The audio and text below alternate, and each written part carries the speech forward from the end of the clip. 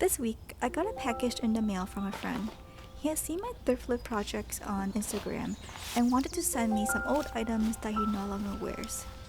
He told me that some of the items were over 10 years old, and I was pretty excited to give them a new life. Inside were 9 dress shirts, and 5 of the shirts were in a similar shade of blue, so I thought I could combine them to make one fun summer dress.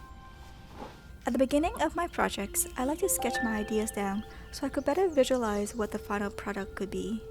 For this dress, I was imagining something with lots of volume to hide food babies, fun straps, and an interesting back.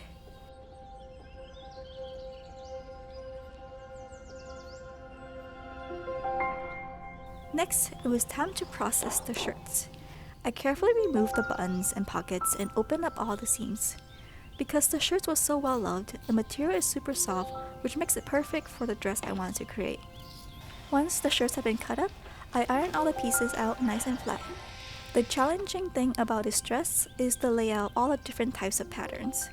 Some patterns can clash with the other or draw the eye in not a flattering way.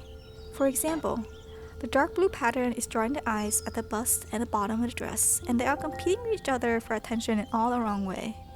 In this case, the dark blue piece is drawing the eye down, which is not where I want the people's eye to be.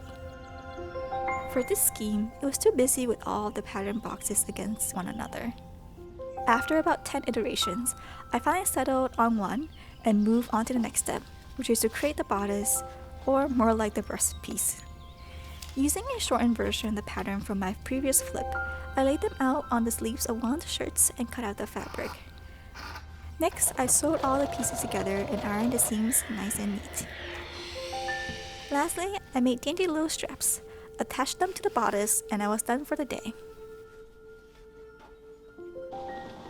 The next morning, I woke up to the perfect weather for more sewing.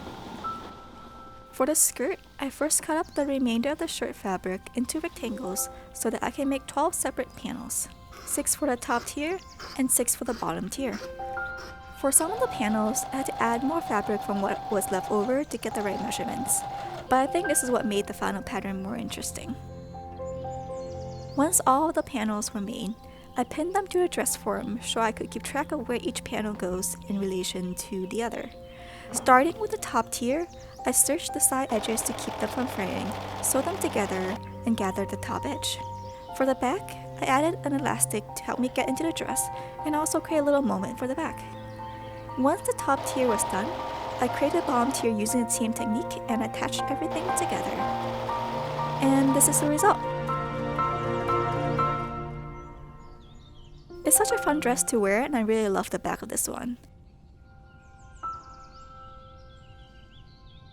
I hope you enjoyed this flip. Until next time, bye!